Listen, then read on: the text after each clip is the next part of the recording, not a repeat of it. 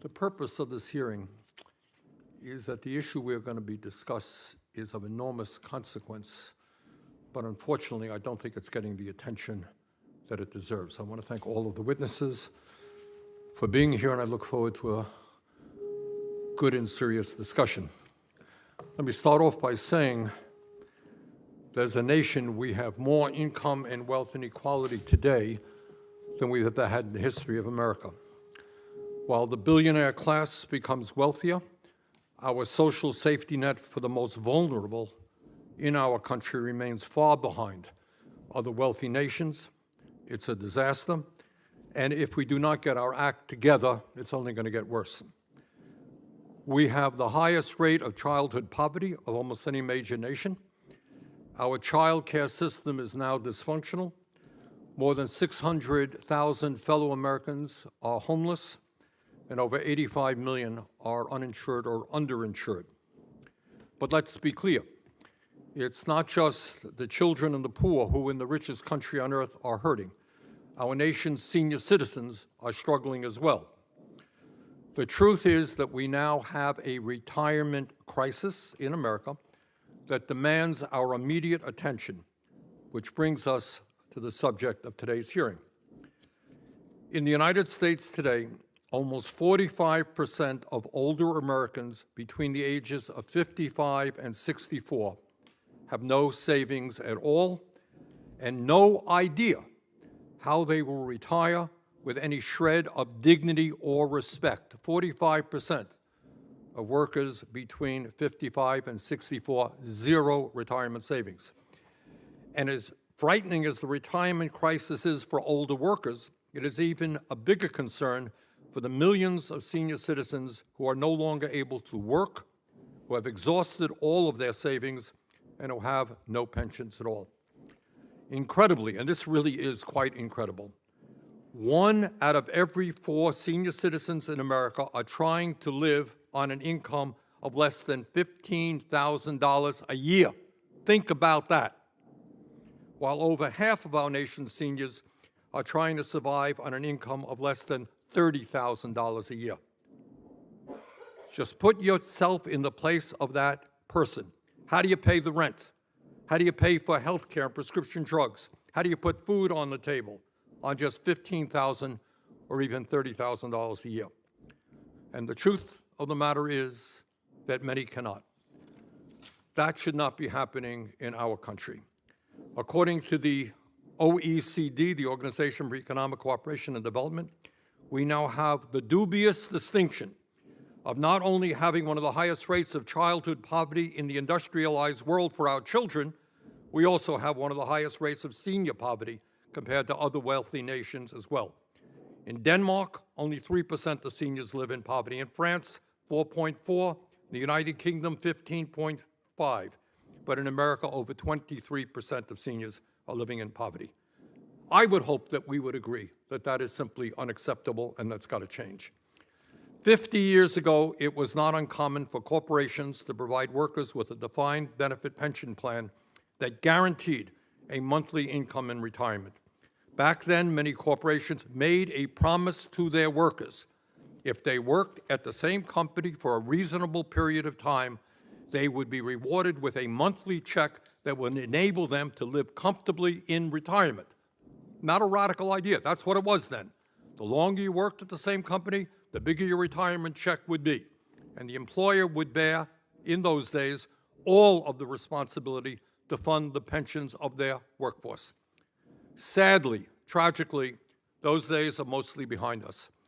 As a result of a relentless 40-year war on the working class, waged by corporate America, traditional pension plans have become an endangered species on their way to extinction. And the result for workers has been tragic. In 1983, 31% of American workers were at risk of not being able to maintain their standard of living in old age. In 2020, that number rose to 51%.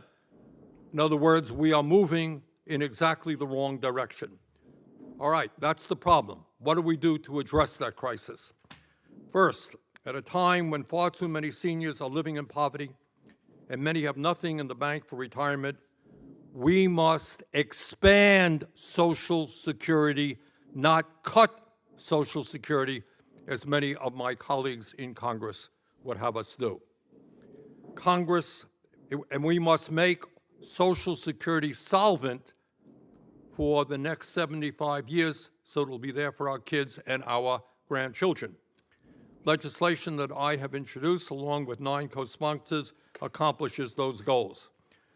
According to the Social Security Administration, the legislation that I've introduced would make Social Security solvent for 75 years and increase benefits by $2,400 a year for seniors who need them.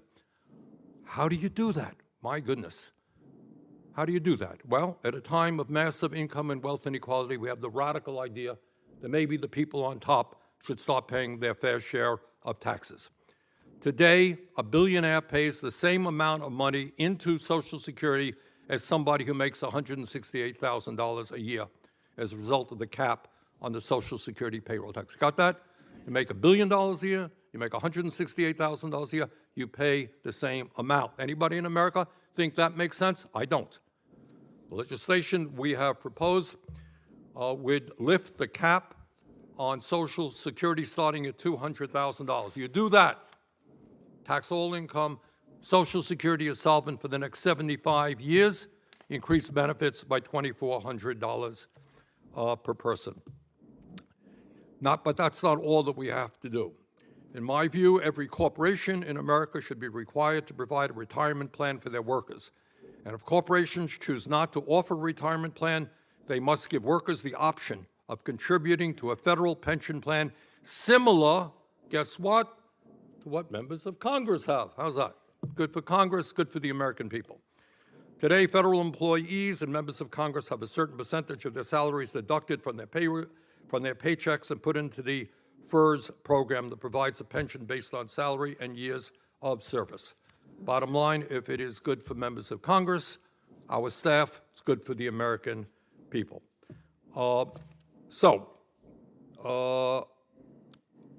That's where we are. We got a crisis. I think we have some common sense solutions, and I look forward to working with members of this committee to address them. Senator Cassidy, Mike is yours.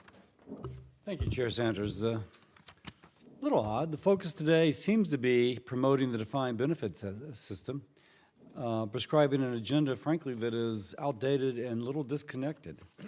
In 1974, Congress passed the Employment Retirement Income Security Act, the ERISA Act, in response to tens of thousands of Americans losing their retirement security because their employer's defined benefit system failed. Exemplified by the collapse of Studebaker Automobile Company and about 1,800 other pension plans terminating over a 4-year period, imagine the impact upon those hundreds of thousands of workers who were employed by them. Since ERISA, the defined benefit system has been largely replaced by the defined contribution, which has flourished. As of 2021, 146 million Americans collectively own $9.5 trillion in retirement assets. Now, the advantage of the defined contribution system, why many have flocked to it, is that workers own their own retirement system. No matter what happens to the worker's current or previous employer, their retirement funds are secure. Very few people now retire after 50 years at a company and get a golden watch. Most will move between employers. This allows them to do so while maintaining their retirement fund. Importantly, Congress just passed Secure Act 2.0 on a bipartisan basis, making improvements to our nation's retirement system. We had the option to take the one such as the chair is advocating for, and on a bipartisan basis chose not to. Instead, based the solution primarily on the success of the defined contribution system. Secure 2.0 was so popular, it passed out of all 4 committees of jurisdiction with unanimous votes, and on the House floor, can you imagine this, by a vote of 414 to 5. The chair speaks of needing to find a solution to a crisis, but we have that solution. By the way, there are still provisions of Secure Act 2.0 that have yet to be implemented, including those helping low-income individuals. For example, the Enhanced Savers Match, a tax credit going right into low-income Americans' retirement accounts, which goes into effect in 2027. The chair has referenced statistics pointing to a retirement crisis, but many of these are from 2021, which predate the passage of Secure 2.0. the improvements it has made and the improvements that it will make, especially those targeting lower-income Americans. Now, by the way, there is a place for defined benefit systems. With reforms, it can be successful. In 2006, we passed these needed reforms, which resulted in some of those funds now being overfunded, even weathering the 2009 financial crisis. However, these reforms have not been implemented in the largely union-utilized multi-employer defined benefit space. Many of these multi-employer defined benefit plans have struggled for years when in 2021 they told Congress they needed a bailout. Many of the plans were badly mismanaged. Democrats passed a $90 billion bailout of the multi-employer defined benefit system on a party line vote without strings on the tax dollars to prevent, strings that would say you have to make these reforms to prevent future failures. Now, this lack of reform system is that which some wish us to expand. Unfortunately, the large labor union successfully lobbied to make sure the bailout did not come with any meaningful reforms protecting workers and preventing future failure. Simple reforms, like requiring certain funding levels, disclosures for defined benefit plans, requiring unions to provide beneficiaries with a clear report of their defined benefit program's financial state. Now we're seeing the results of the failure to enact these provisions. The Central States Pension Fund received $127 million overpayment in their bailout because they included thousands of deceased participants in their bailout application. Let me give credit where credit is due. Teamster President Sean O'Brien told this committee the money should be repaid.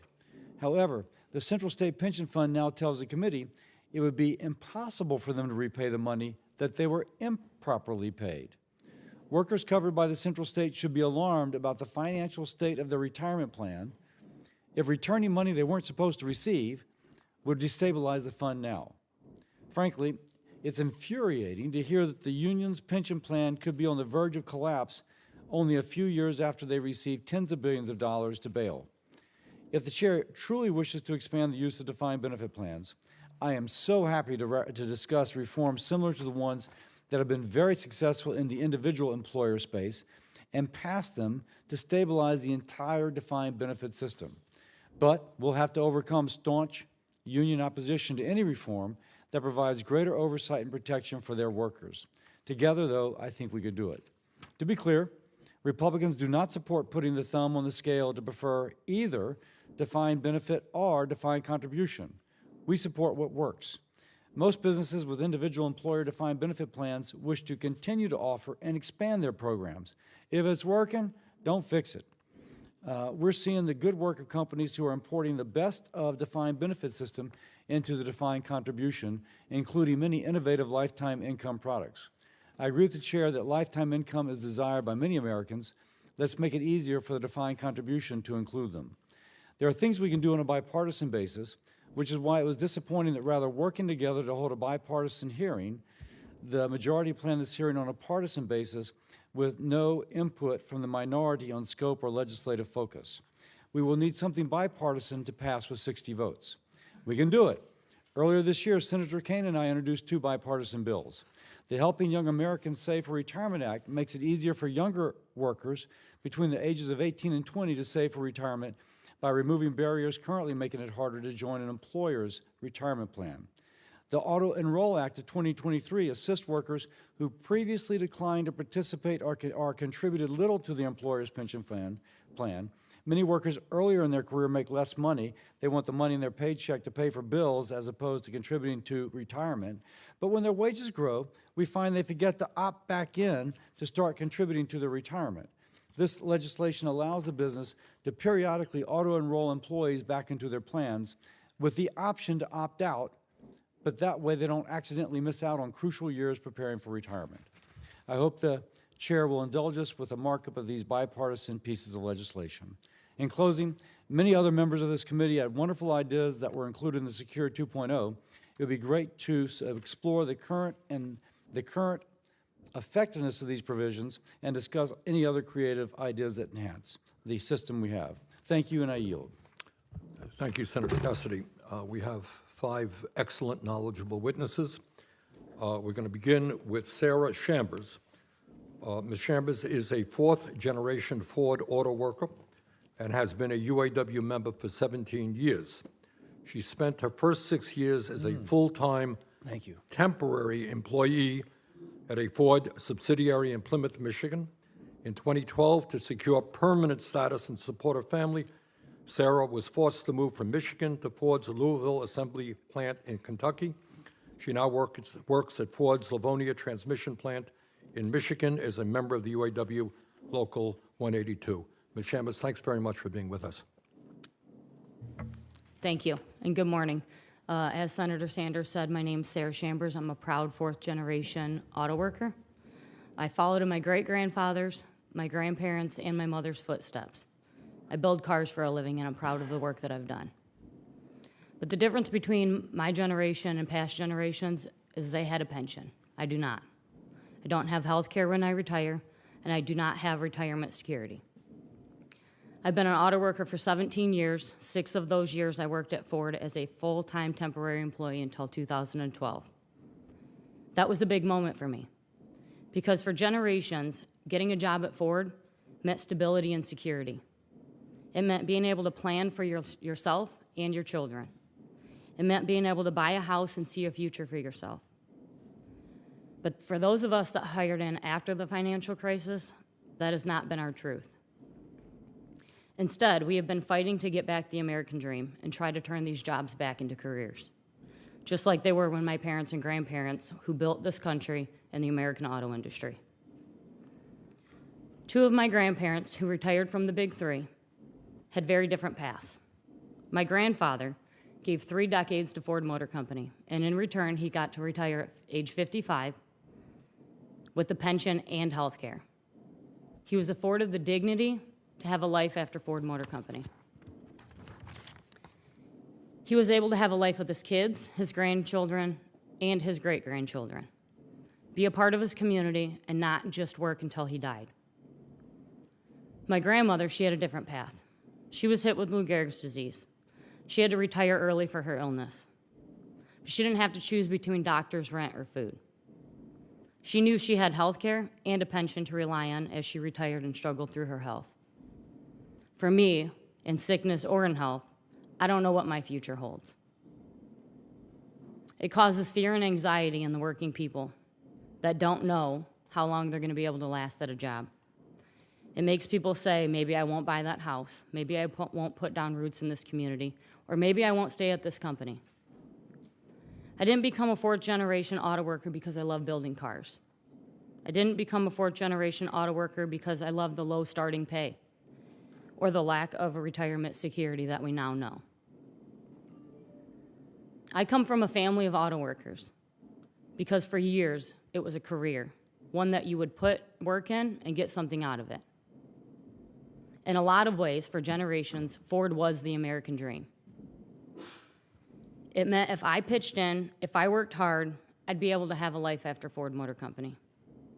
But without a pension, without health care, we have people leaving these companies after 30 years with nothing more than a have a nice day, and I hope the stock market doesn't crash. That is unacceptable for America.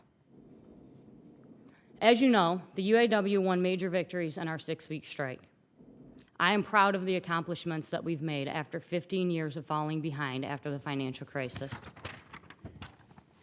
But we still fell short of what generations of auto workers had. We still fell short of what the American dream should be. The companies were adamant that they couldn't afford to add to our pension liability. They said that Wall Street would look down on them and that giving back our pensions could affect their stock prices and possibly lead to lower credit ratings. Nowadays, a stock price is more important than 150,000 auto workers. That's a shame.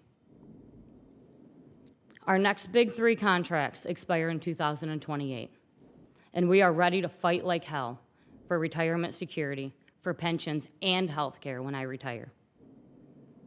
There's an old saying, we'll strike if provoked. Well, I think that Wall Street calling the shots and telling the big 3 that auto workers can't have retirement security, that's what I call being provoked. There's another old saying, Which side are you on? So I want to close by asking you, our U.S. senators who represent us, which side are you on? The American workers who elect you, or corporate greed in Wall Street, who say a dignified retirement is too much for the American people to ask for? Thank you for your time. Thank you very much, Ms. Chambers.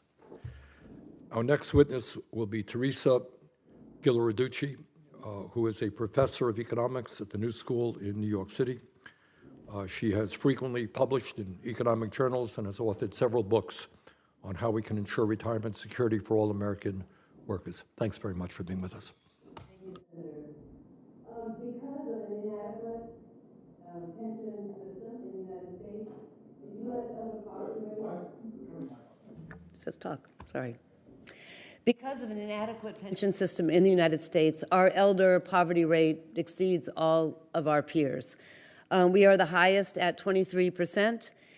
In contrast, the poverty risk for Dutch elders is a very low 3%. The U.S. retirement system gets C's and D's on international benchmarks, and the Dutch system gets an A. You might hear about the average retirement wealth being quite high and actually growing. But for the typical American, the median retirement wealth has gone down for the bottom 90%. Because averages don't tell the story, distribution does. If Elon Musk walked on the witness stand today, we would be the richest, on average, witnesses of all time in the HELP Committee. But the typical retirement wealth for us would not go up. For the typical American approaching retirement, and my study looks at the elder households and their typical retirement wealth, the Social Security wealth is the most important. The stream of Social Security benefits, a defined benefit system, for those in the bottom half of the wealth distribution is worth about $188,000. But they have zero retirement wealth and zero home equity. For the typical household in the next 40%, the middle class, their retirement wealth is only about $20,000, and we have about $129,000 in home equity. It's only the top 10% who, over the past 30 years, have had rapid increase in their retirement wealth, their health as well, and their home equity exceeds 4 times that of the middle class. This all adds up into a lack of retirement readiness. And that lack of retirement readiness has materialized even though Congress has given lots of tax breaks for retirement savings. There are a lot of other pro-savings policies like homeowning incentives.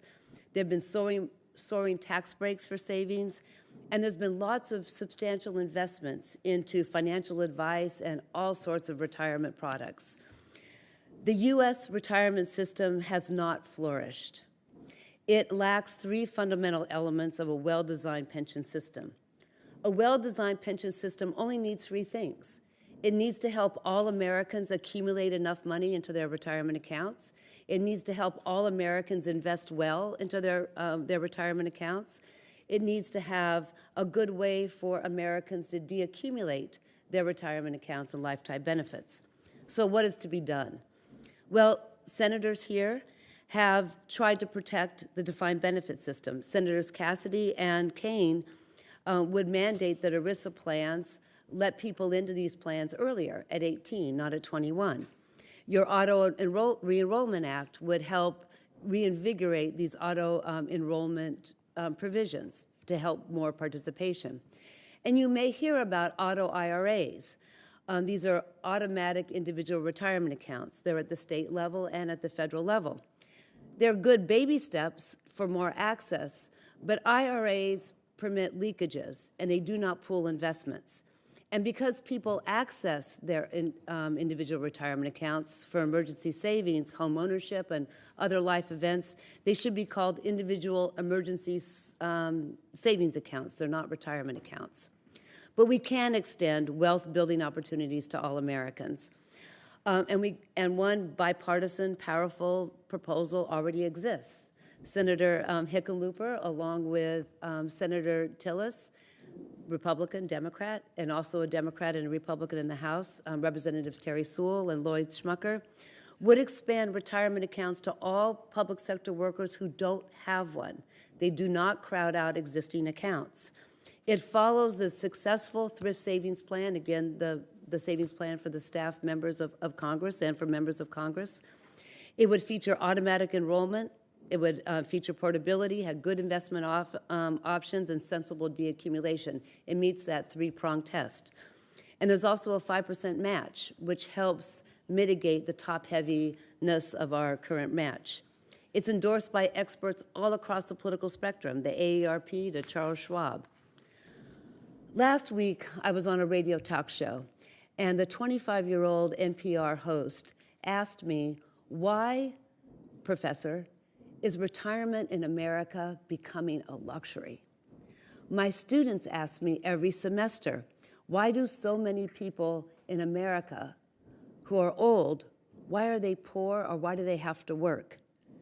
I congratulate committee members from both parties for recognizing the urgency, the disaster, and the crisis, and for your caring and your wisdom to solve it. I heard you all say that you need a bold bipartisan reform. Thank you. Thank you very much. Our next witness will be Dan Doonan, who is the Executive Director of the National Institute on Retirement Security. He has more than 20 years of experience working on retirement issues. Mr. Doonan, thanks a lot for being with us. Thank you. Chairman Sanders, Ranking Member Cassidy, and members of the Senate Help Committee, I appreciate the opportunity to testify on the state of retirement in the United States and the role of defined benefit pensions in delivering retirement security. I'm Dan Doonan, Executive Director of NERS, and we are a nonpartisan, nonprofit think tank in Washington, D.C., and we have a broad membership base, financial service companies, plan sponsors, labor unions, and nonprofits, including AARP. Congress has made progress to address America's retirement crisis. The Secure Act and Secure Act 2.0 were steps in the right direction. However, much work remains to ensure that Americans can be self-sufficient in retirement. The key points I'd like to make today are, first, Americans do face an alarming retirement savings shortfall. Second, the move away from pensions is a major culprit in the nation's retirement crisis. While 401k plans are an important part of the retirement equation, they were just not designed to replace pensions. And third, today's pension designs and management can be beneficial for employers, workers, and the economy more broadly. Pensions are the most economically efficient way to deliver retirement income, and they offer workforce advantages to employers. Pensions paid out more than $600 billion in 2020, supporting $1.3 trillion in economic activity. And pensions, of course, are user-friendly for workers and face little leakage. In the past, the biggest challenge has been for employers that costs have been unstable. But today, there are more sophisticated tools and benefit designs that have addressed this challenge. I believe that if companies give pensions a fresh look, they will discover that win-win solutions are possible.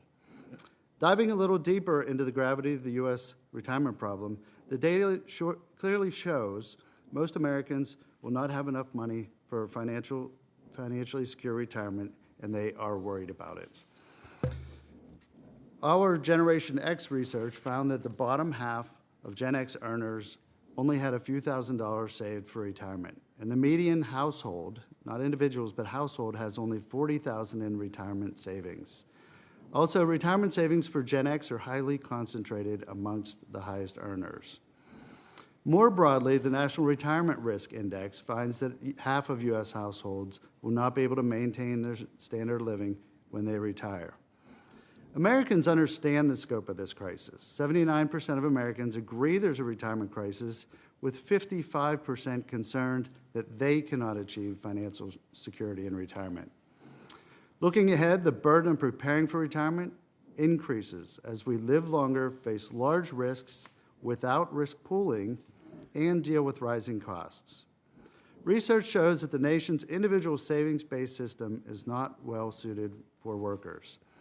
It's important to note 401ks were never meant to replace pensions. They were meant to be a supplemental vehicle. Conventional wisdom suggests that 401ks cost less, but I think what I hear when that is said, it means we're putting less money into a less efficient system, and as costs rise, and hoping for the best. Post-retirement brings the biggest challenges and inefficiencies.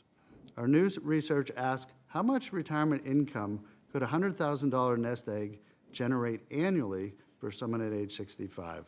The responses were jarring. Only 8% of workers provided an accurate response. Most wildly overestimated the level of income they could count on. Third, many assume that pensions have similar benefit designs, and nothing could be further from the truth. Two public plans provide an example and are very transparent in their operations. The Wisconsin retirement system and the South Dakota retirement system. My written comments provide a chart showing the remarkable cost stability of these systems throughout volatile times.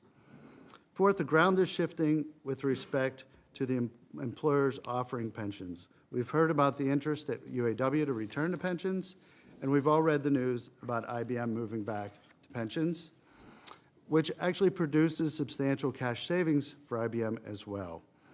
Finally, my written testimony details policy issues that could help facilitate a pension renaissance. These key issues are about enabling companies to employ fiscally cautious, major disincentive to err on the safe side.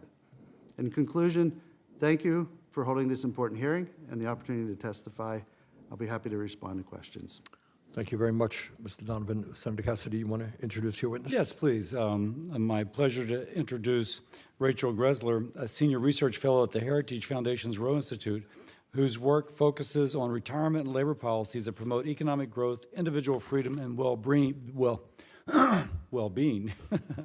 Before joining Heritage, Ms. Greszler was a senior economist for the United States Congressional Joint Economic Committee.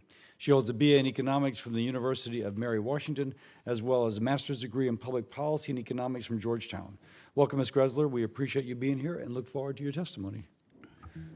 Thank you for the opportunity to be here this morning. In my testimony, I would like to look at the current state of Americans' retirement security and also discuss the failure of certain defined benefit pensions. Older Americans' financial well-being is strong by historic standards. The share of older Americans with no retirement savings fell to 12% in 2022. Even after excessive inflation has eaten away at the value of American savings, retirees' real incomes are up over 30% over the past 35 years.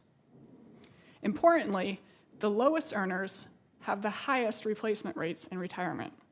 Households in the bottom 20% average 123% of their pre-retirement incomes, whereas households at the top average 75%.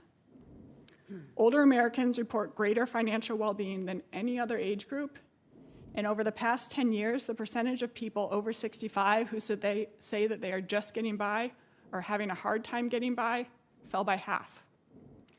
As retirement savings have shifted from defined benefit to defined contribution plans, assets have surged. At $41.5 trillion, Americans' inflation-adjusted retirement assets have increased 330% over the last 35 years. Defined benefit and defined contribution plans can provide secure retirement. But when not managed properly, defined benefit plans can end up like Ponzi schemes.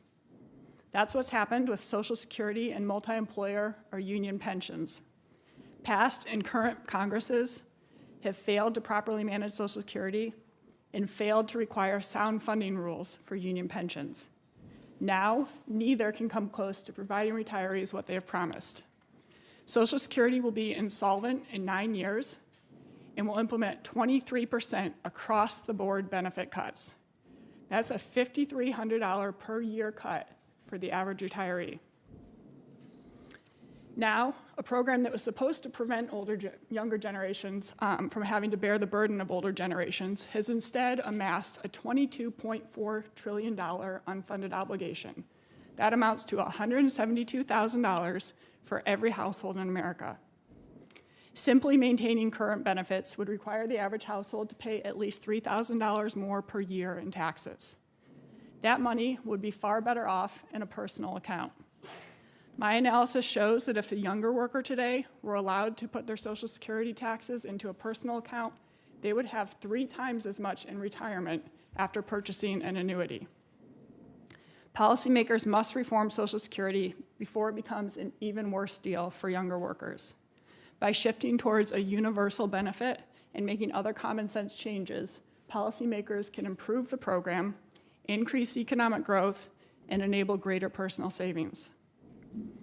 Private union pension plans are an even worse disaster than Social Security.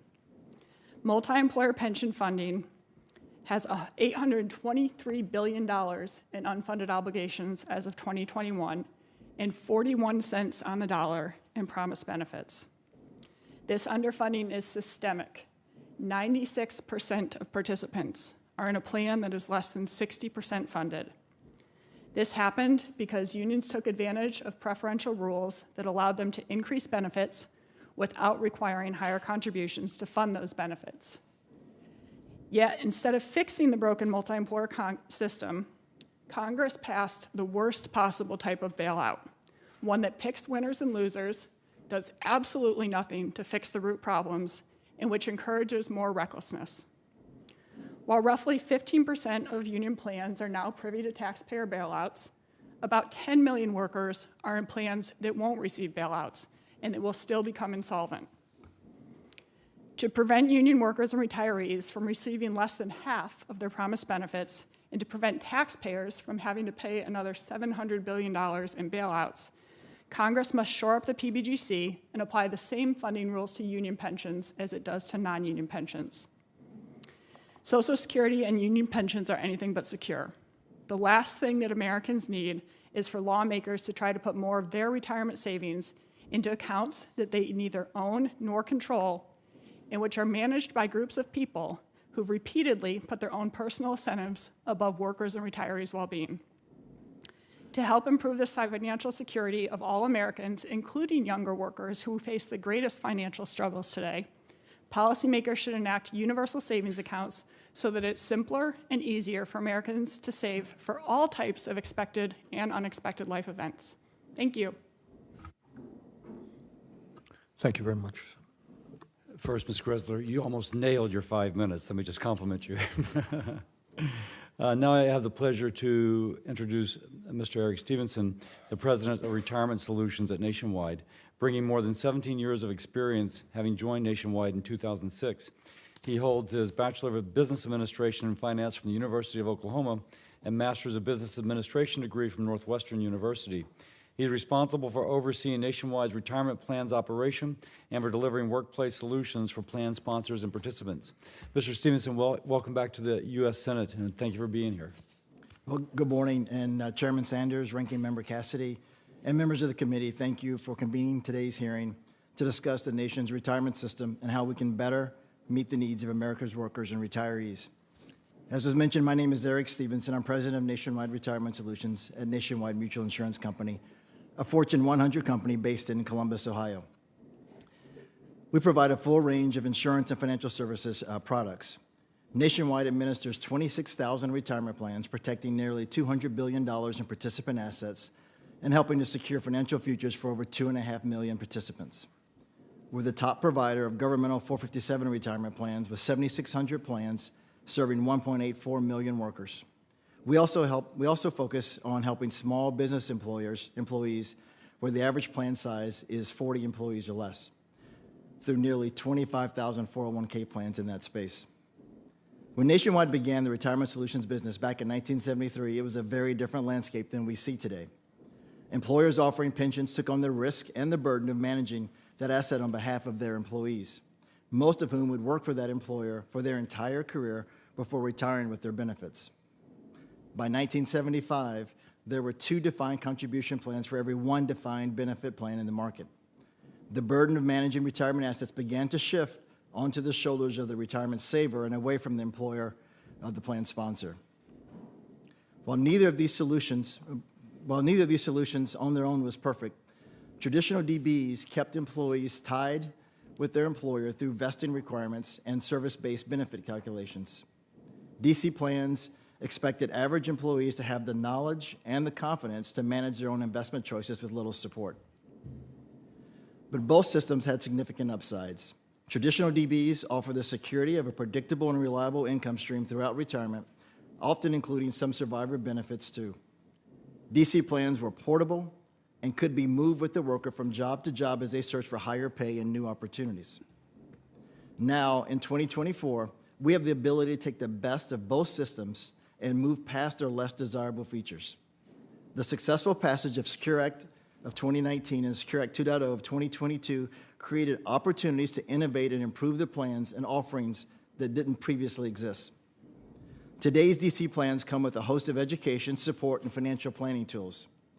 There are tax incentives to encourage small businesses to offer plans to employees and to make employer contributions to their savings. Student loan matching helps young savers start early. Auto-enroll features get more and more workers saving for retirement. Most importantly, plans can now easily integrate protected retirement income into employer-sponsored plans. Workers with access to these products can select to invest in them, knowing what their guaranteed income will be upon retirement. Nationwide has dedicated significant resources to build out a comprehensive suite of products on our platform to specifically meet these needs.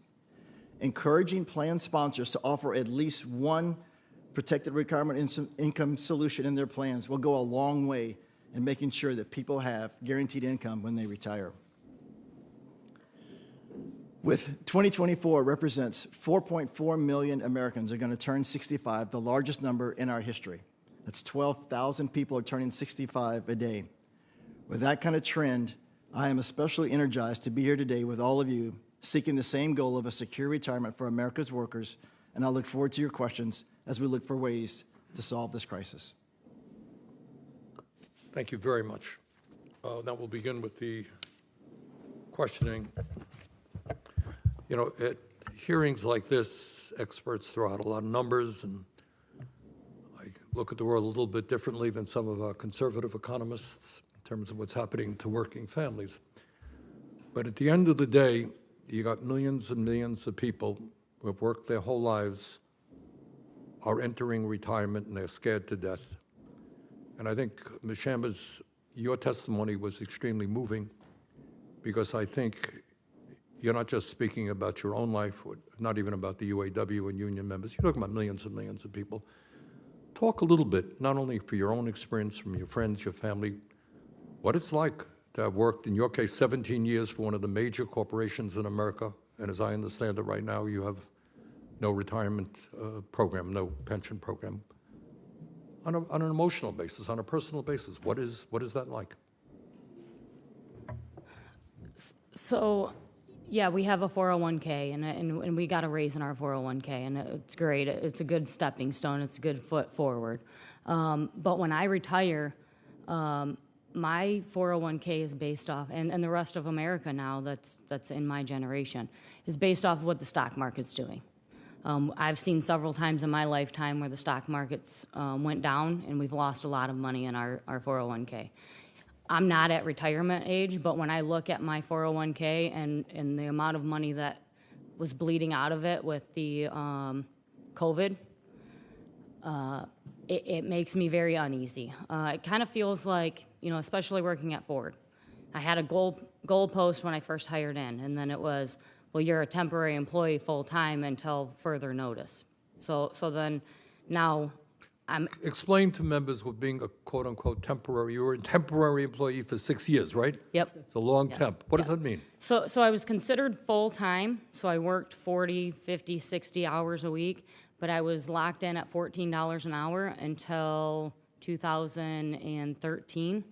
And I was expected to do everything a full-time employee did, but I didn't get any of the benefits. And that actually, when I hired in, I questioned what parts of the contract I fell under, and they said, it depends on what we're talking about. So there was never any full, like, here's your book, this is your rules and regulations. It's like, no, we're not going to cover you under that. Okay.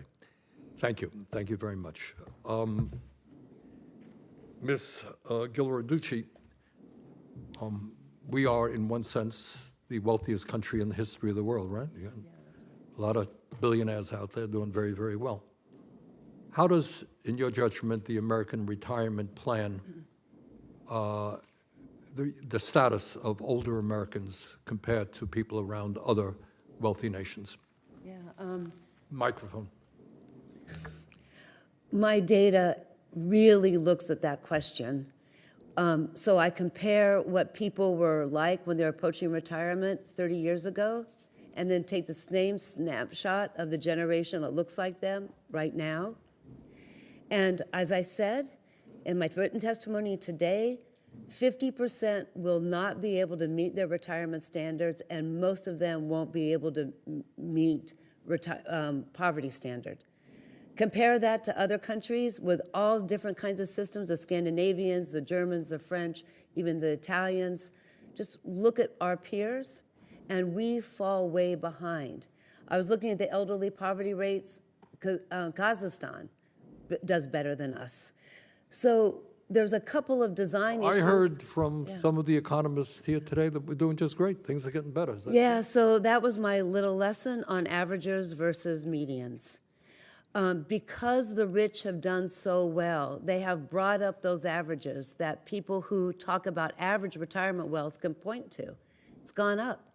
But that's because the top 10% got the benefit of retirement tax cuts. They got the benefit of the run-up in the market. They didn't take money out, to buy their houses. Okay, last question. Thank you very much. Sorry. Mr. Doonan, right now, billionaire pays Social Security taxes on $168,000. That's about it. Massive amounts of untaxed money there despite massive income and wealth inequality. That makes sense to you? Thank you for the question. Microphone. Thank you for the question. I would note that one of the reasons Social Security's financing fell off track is we used to capture 90% of total income, and that was sort of expected to continue. But with rising inequality, I think we're down to about 82 or 81. So, when these projections were done in the early 80s, I feel like they did a pretty nice job. We had 40 years of level costs. But there are some areas where the projections just didn't come true. Senator Cassidy?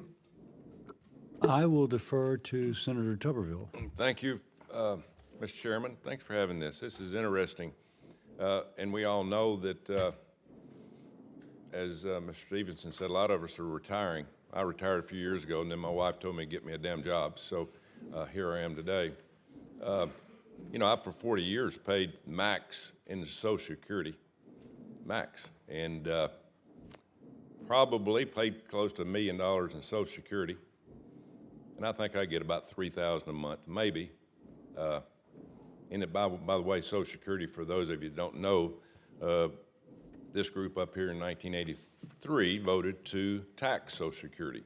And then a few years later, tax it again. It's all a scam. This is all a scam. I mean, we got people that's getting ready to retire that's going to try to live off $2,000 to $3,000. Impossible. It's impossible. Because what happens, it comes up here, we spend it. We're $35 trillion in debt. We don't have union money. We're dead broke. And then taxpayers have $2 trillion in credit card debt. We are in huge trouble. In this body, we had better start figuring that out, because we're going to have a run on this city here soon, and there's going to be about 150 million people coming up here saying, where's our damn money that we paid in? I could have put my Social Security money, 40 years, in tax, in the market, and probably be worth 8 to 10 million today. But the federal government wasted it. So I'll get off my horse there. But it's good that we have this, because we got, I get a little pension check from education. I was part of a union. It's not going to help people. People are going to have to continue to work longer and longer. Am I right, Ms. Gender? Can you say something about Social Security and it being taxed for some reason? We're taxing people for the second time on Social Security that they put into an account.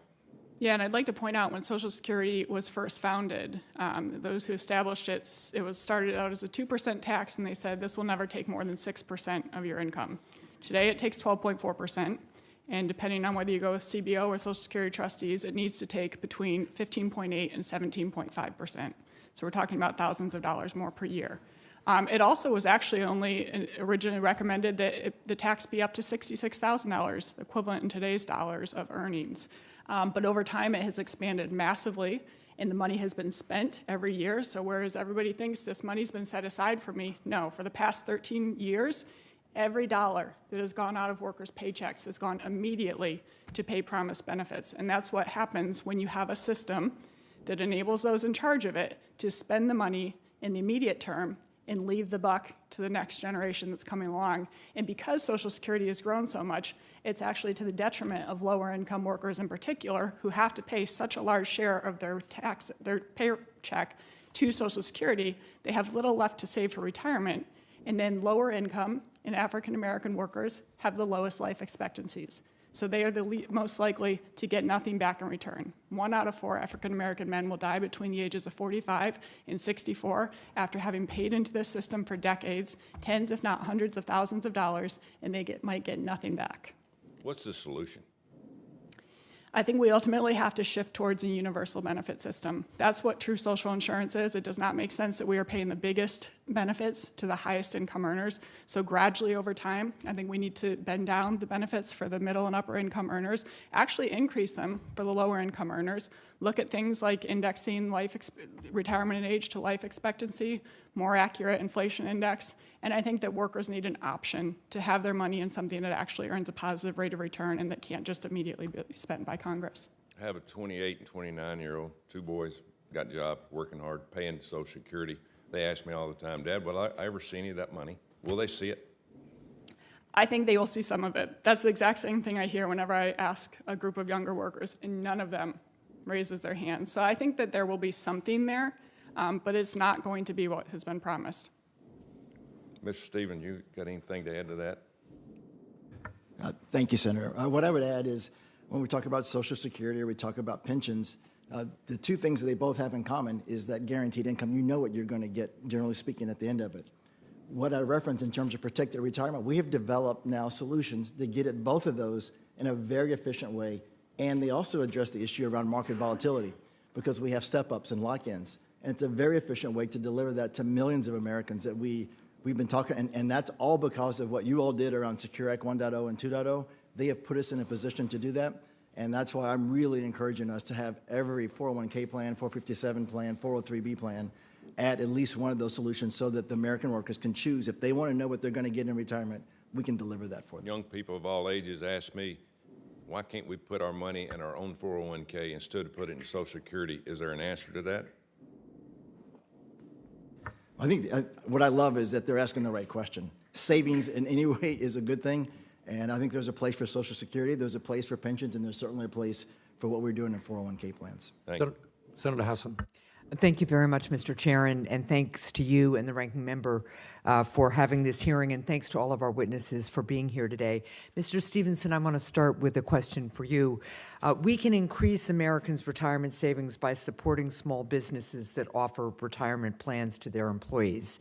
That's why my colleague on this committee, Senator Budd, and I are working to develop a bipartisan bill to improve the existing retirement plan startup tax credit.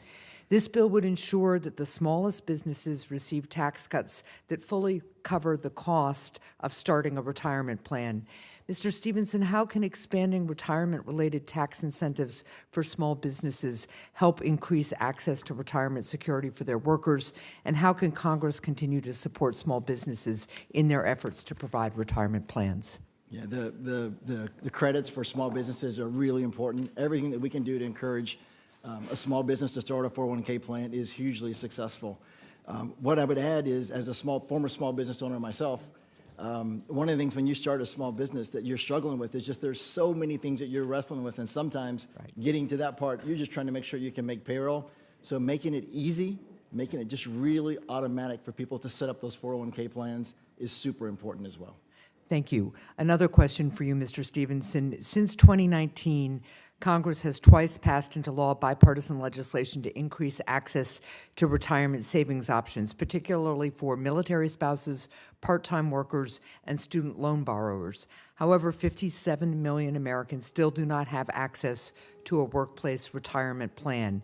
Mr. Stevenson, how can Congress continue to build on this bipartisan momentum to increase access to retirement options? Yeah, again, Secure Act 1.0 and 2.0 have just huge in terms of momentum and what they've done to create more access. I think we're on the right track. What we need to do now and hold us accountable in terms of on this side of the table is we've got to make sure that people are taking advantage of those benefits that you've already provided, that they're utilizing those.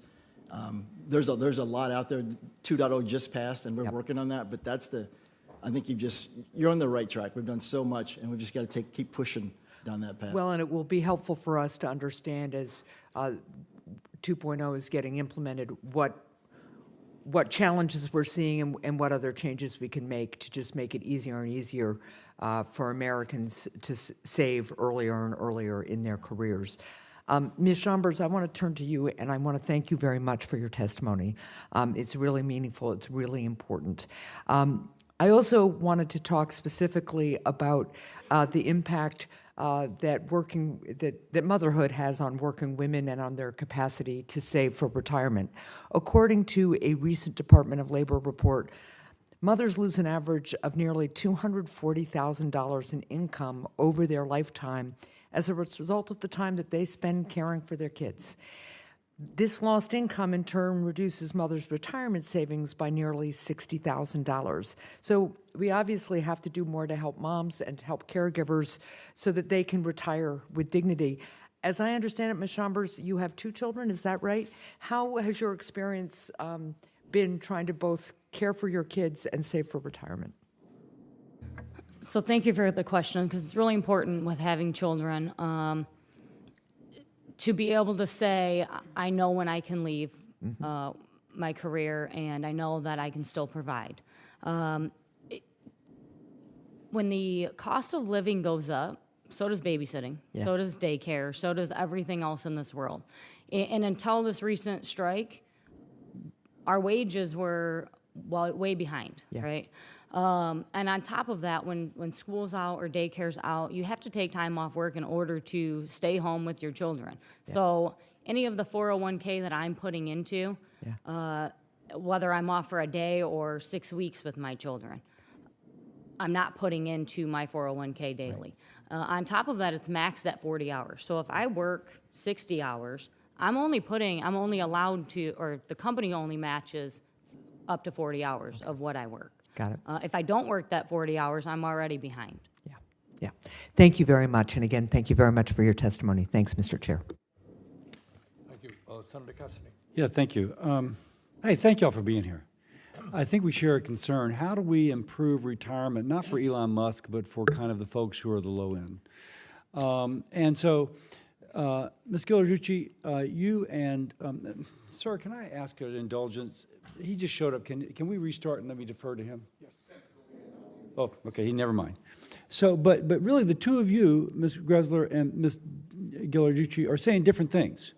And so you made the point that it's the lowest portion that's just having the hardest time, but you mentioned, Ms. Greszler, that your statistic, I wrote it down, 50% of those just getting by has decreased by 0.5%, and that income is 123% of pre-retirement income.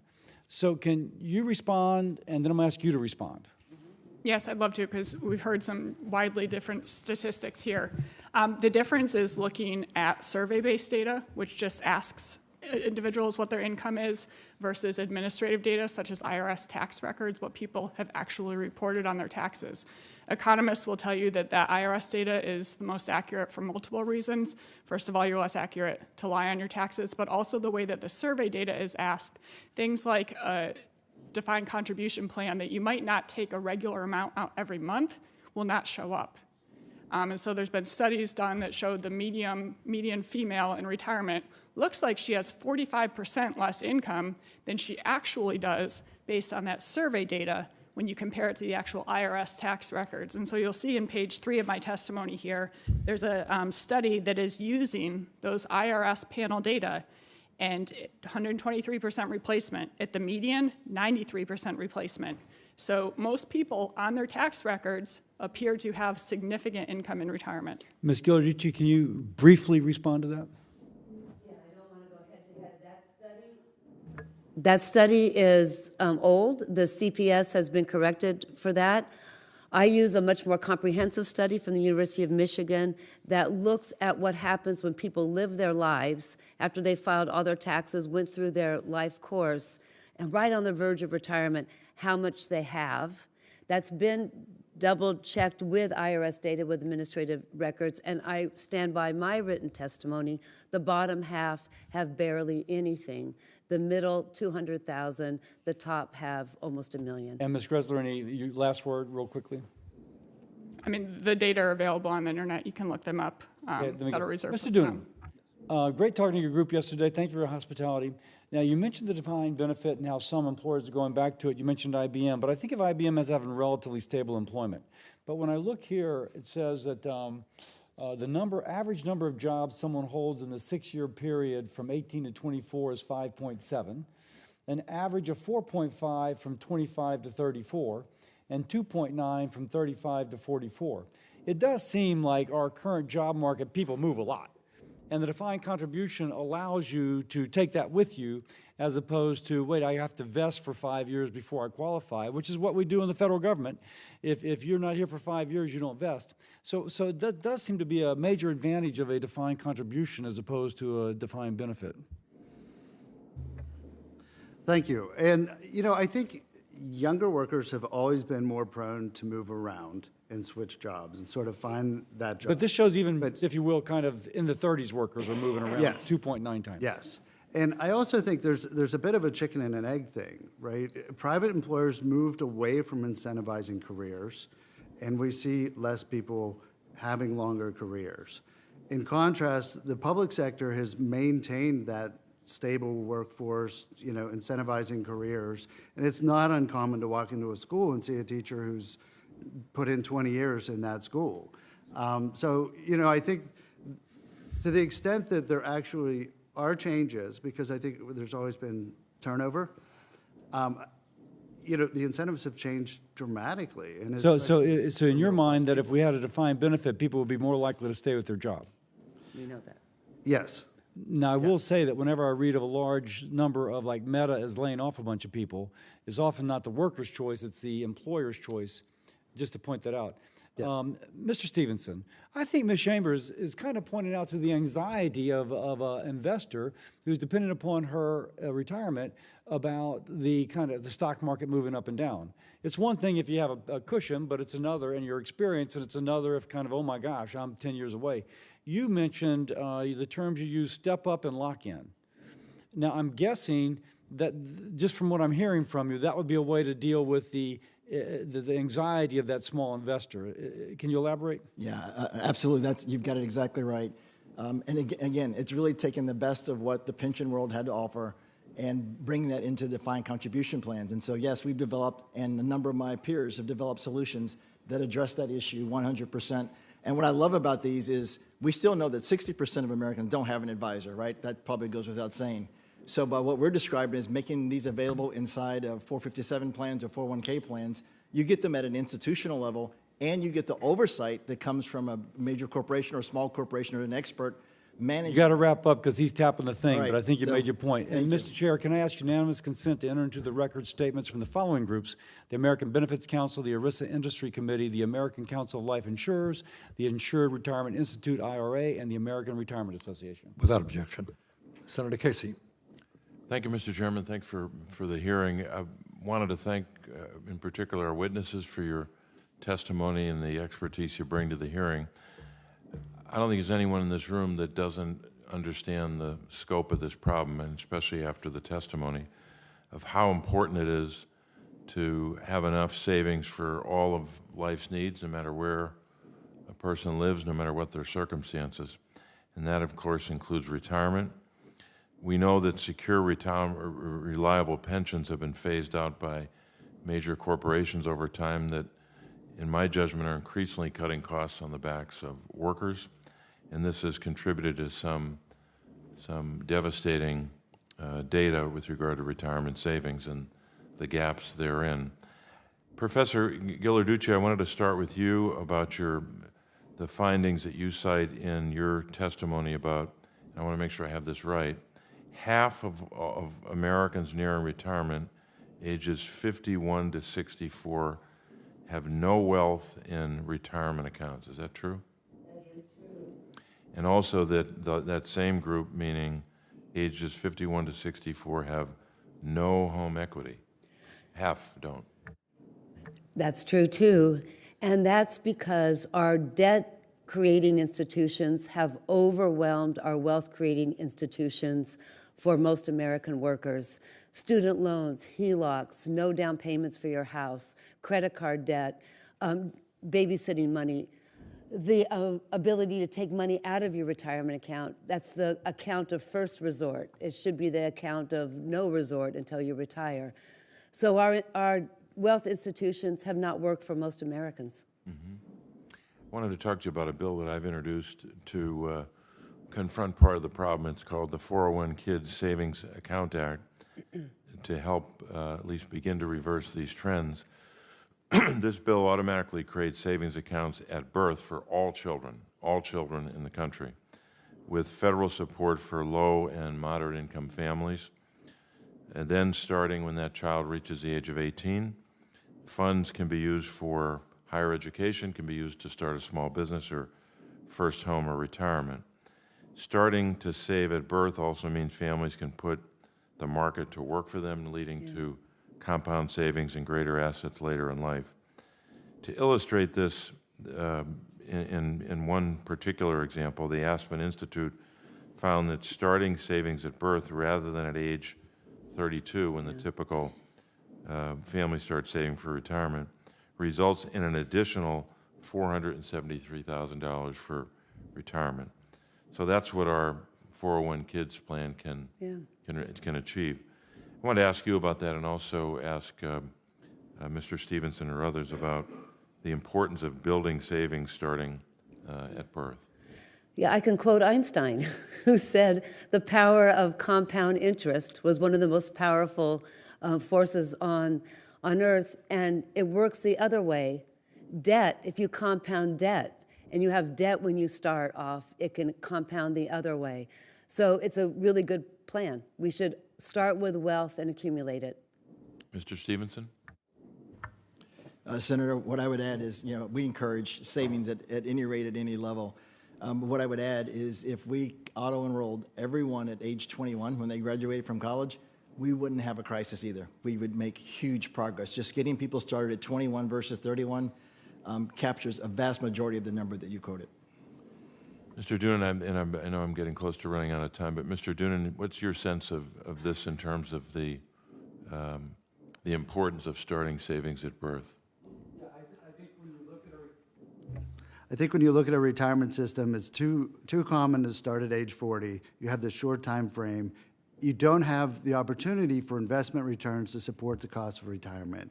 So starting earlier obviously makes the math work much better. I think it could help with some equity issues, possibly help relieve some financial pressure, stress, that sort of thing too. So thank you. Thanks very much. Thanks, Mr. Chairman. Thank you. Senator Brunn? I want to ask Ms. Ghilarducci and Greszler this question. Does it ever make sense to borrow money to consume, to spend? Start over with Ms.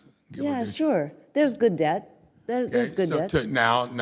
I'm saying to spend it, to consume it, as opposed to investing it. There's a big difference there. So go back to that question. Does it ever make sense to borrow money to spend it in the present for something that is other than an investment? Rarely. Rarely. What about you? Only if it's going to produce a positive return over time. That's an investment. Like you're just flipped it to an investment. So I'd like to propose this piece of information. When we came out of World War II, we had the highest debt in the history of our country. But that was the greatest generation. They grew up in the Depression. They fought World War II. we somehow ended up paying off all that debt, building the interstate highway system, begs the question, how much of what ails us today, when we even display it through our own federal government, that we're a society that wants to live in the present to where you're not investing for the future. And here, I'll point out, in the institution that wants to be the backstop for some of this stuff we're talking about, it'd be wonderful if we could do it. It was 5 years ago when I got here, we were borrowing $1 trillion a year. Now it's $1 trillion every 6 months. Not to mention, somebody, I think you did earlier, Social Security goes broke in 9 years, Medicare in about 4 or 5, and we don't fix even that.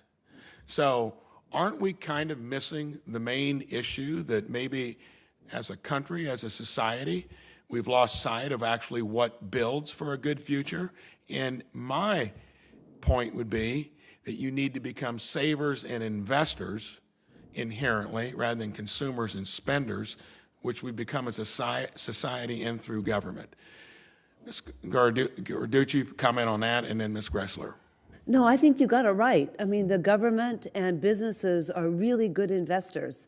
The government and businesses. The government is a good investor? Absolutely. You just told me the highway bill. That World is a War tangible II. project. Yeah. Yes. So you got an asset, and I'd agree there. Infrastructure. Totally. And human capital, big investor in education. That has a rate of return. Yeah. So I'm with you. Households. But have we gone too far on a variety of subjects to be credible as a place that could come in and try to fix the same thing we're talking about that we're abusing here? I don't buy in on the abuse, but we're together on the borrowing you do as a government should be an investment. Absolutely. Okay. I would disagree that the government is a good investor. I don't think it is, and it would be wonderful to talk about having children be able to start retiring at day one, but we have the exact opposite. As you pointed out, debt is the reverse of compound interest. So we have children being born, and already they're immediately burdened with $100,000 or more in debt that they are going to have to pay off in the future. And so the best thing that policymakers can do to create a brighter future for every generation is to not burden them with that debt. Agree 100%. And I think it's kind of sanctimonious to be talking about it from here when we would be the greatest example that has kind of abused the whole equation of not trying to borrow money to live in the present. It's always a bad business plan. Ms. Greszler, we've got a situation back in Indiana.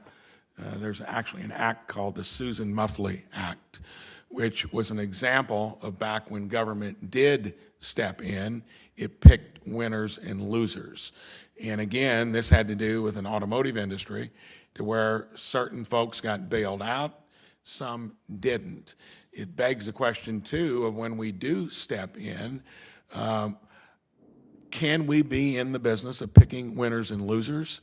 And even if we do want to do that, are we financially in a position to pick any winner or loser in our current shape?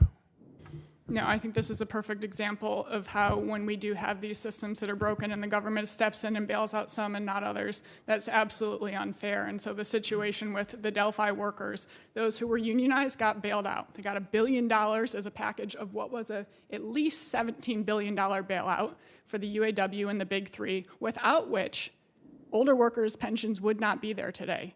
And so now we have a situation, unionized, you got $1 billion, same company, non-unionized, they've gotten nothing.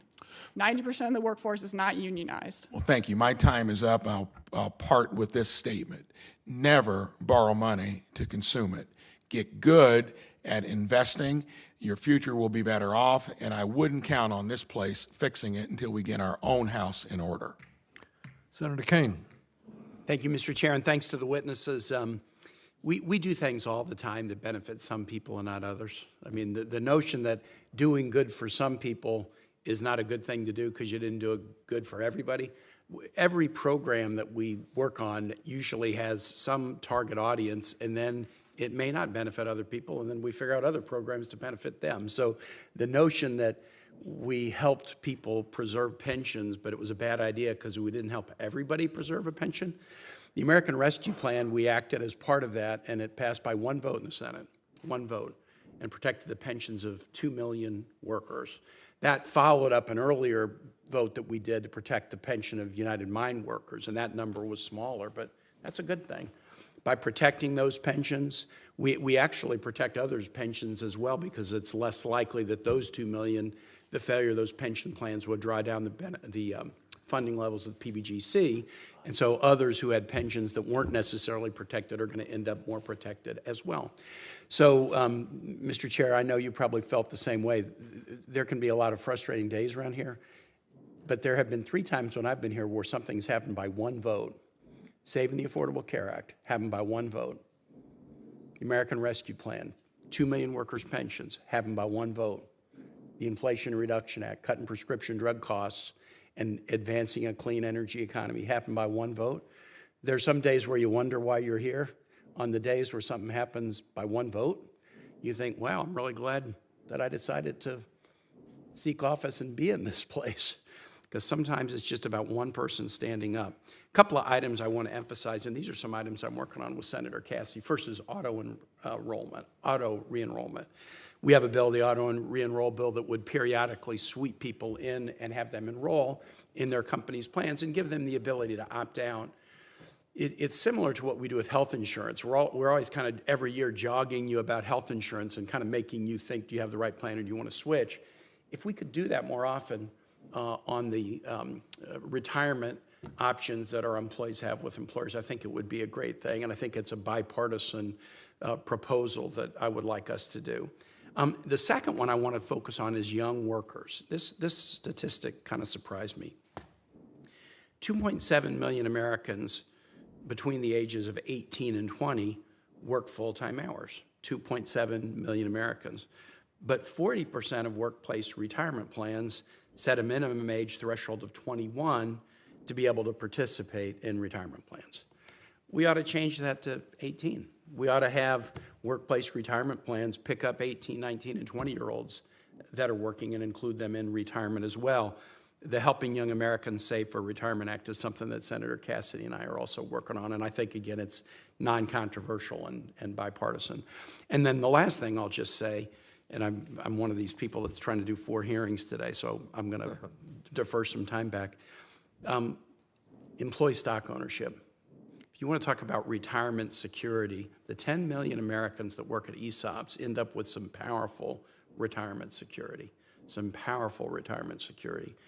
And ESOPs predominate in some unusual industries. For some reason, the construction and kind of contracting industry has been, but increasingly you see it in retail. Increasingly you see it in some hospitality industries. And if we can continue to promote ESOPs through our tax code or through other strategies, I think that is an element in retirement security that can be really, really helpful for American workers. And with that, Mr. Chair, I yield back. Thank you. Senator Budd. Thank you, Chairman.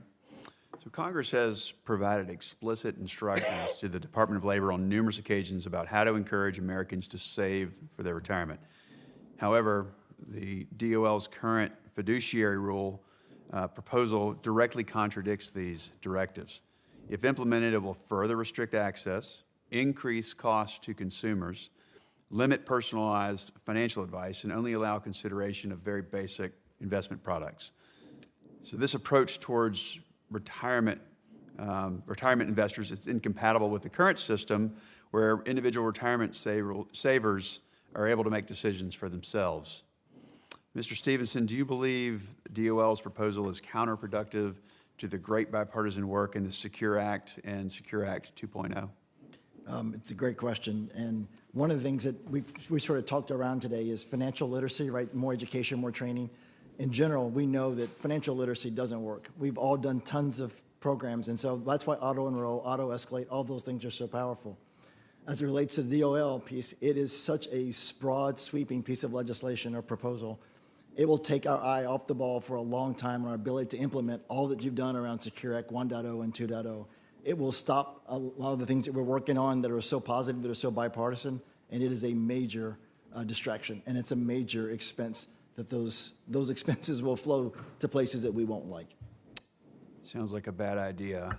Mr. Stevenson, would you agree with the sentiment that in a time when folks are living longer, inflation is rampant, and there's a need to start saving more and saving earlier for retirement, that this rule would leave people worse off? It certainly has the potential. There's some challenging parts to it. And again, I would just stay to the point around there's so much power that we created in Secure Act 2.0 and expanding access, making it easier for small business to do those things that we want them to do. Young savers, student loan matching, if we implement those things, we're going to make a huge dent in the challenges we've all talked about today, and that rule will really put that at risk for a few years. So let's talk for a minute, Mr. Stevenson, about issues that will help my constituents and folks across the country with retirement instead of hurting them, as this rule is likely to do. Secure 2.0, it had several incentives to help small businesses cover startup costs associated with employment retirement plans. While these bipartisan measures were important, a simple miscalculation means that the tax credit doesn't work for the smallest of businesses out there. So I'm working with Senator Hassan to introduce the Senate companion to the bipartisan RISE Act. And what this bill does, it addresses that miscalculation to help offset the smallest businesses and allows them to offer retirement plans to their employees. So do you have a positive outlook on whether tax credits like these will actually help boost retirement savings for people? They absolutely will. Could you explain that a little bit? Well, it's just so many Americans work in small companies, and everything that we can do to remove the barrier from a business owner to launching their own 401k plan and making that available to all their employees is going to be helpful. We've proven that time and time again, especially with the other features around auto enroll, auto escalate. That's the pattern, right? Make it easy for the business to set it up, and then make it easy for the employee to participate. Very helpful. Thank you. Chairman, I yield. Thank you, Senator Budd. All right, I think that's about it. I think on behalf of the whole committee, I want to thank all of the panelists. I think we may have strong disagreements about solutions, but we can all agree this is a serious problem, needs discussion, and I think we've begun that today. So let me thank everybody for being here. That is the end of our hearing today. For any senators who wish to ask additional questions for the record will be due in 10 business days, March 13th, 5 p.m. Finally, I ask unanimous consent to enter at the record 10 statements from stakeholders outlining their pension and retirement priorities. So ordered. The committee stands adjourned. Thank you all very much.